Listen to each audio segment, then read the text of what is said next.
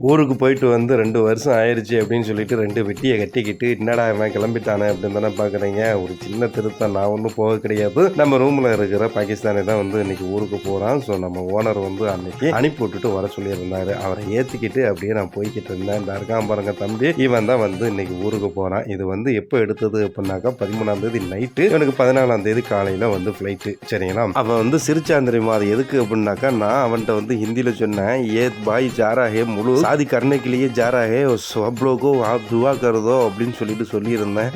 அப்படின்னாக்கா போயிட்டு கல்யாணம் பண்ண போகிறான், அவனுக்கு கொஞ்சம் துவா பண்ணுங்க எல்லாரும் அப்படின்னு அர்த்தம். பையனை ஒரு வழியாக கொண்டு வந்து ஏர்போர்ட்டில் நம்ம பார்க்கிங் சீட்டை எடுத்துக்கிட்டு நேராக உள்ளே கொண்டு போய் இறக்கி விட்டுட்டு அவனை பக்குவமாக ஏற்றி விட்டுட்டு வர சொல்லிட்டாரு ஓனர். அப்படியே நம்ம வண்டியை கொண்டு வந்து பார்க்கிங் பண்ணிட்டு இருக்கிற பார்சலை பேக்கு எல்லாத்தையுமே எடுத்து வச்சுக்கிட்டு புறாதமே நானும் அப்படியே ஊருக்கு போகிற மாதிரியா 2 ரீல்ஸ் எடுத்துக்கிறேன் அப்படின்னு சொல்லிட்டு அவன் முன்னாடி 2 சீனை போட்டு என்ன செய்யுது, நான் ஊருக்கு போகிறேன்னா நீ ஊருக்கு போறியா அப்படின்னு சொல்லிட்டு அவனும் பக்கத்தில் உள்ள அந்த பேக்கெல்லாம் வாங்கிட்டு நானே தள்ளிட்டு போகிறேன் செய்யுது அப்படின்னு சொல்லிட்டு 2 பேருமா நாங்கள் லிஃப்ட்டில் ஏறிட்டு 2ஆவது ஃப்ளோரில் போய் அவனை இறக்கி விட்டுட்டு அந்த டிக்கெட்டு பாஸ்போர்ட் இது எல்லாத்தையுமே எடுத்து செக் பண்ணி அவனை வந்து வழி அனுப்பி வச்சு அவனுமே வந்து கிளம்பி போயிட்டான். சரி நம்மளும் கொஞ்சம் நேரம் வெளியில் போய் உட்காரணும்னு சொல்லிட்டு அடிக்கி போட்டு அந்த ஃப்ளைட்டுகளை கொஞ்சம் நேரம் பார்த்துக்கிட்டு இருந்தேன். அப்படியே ஏர்போர்ட்டையும் அண்ணாந்து பார்த்துக்கிட்டு இருந்தேன். கடைசியில் தம்பி ஃபோன் அடிச்சிட்டான், செய்து எனக்கு எல்லாமே ஓகே முடிஞ்சிருச்சு, நீ வீட்டுக்கு போயிரு அப்படின்னு சொல்லிட்டு நான் வண்டி எடுத்துட்டு கிளம்பிட்டேன். அப்படியே ரோட்டில் வந்து பார்த்தாக்கா ஒரு நாதிக்கும் கிடையாது, வெறிச்சோடி போய் கிடந்துச்சு. சரி ஓகே, காலையில் எந்திரிச்சு வண்டியை கழுகுன்னு மறக்காம நம்ம செய்து சேனலை பேச்சு ஃபாலோ, சப்ஸ்கிரைப். தேங்க்ஸ் ஃபார் வாட்சிங்.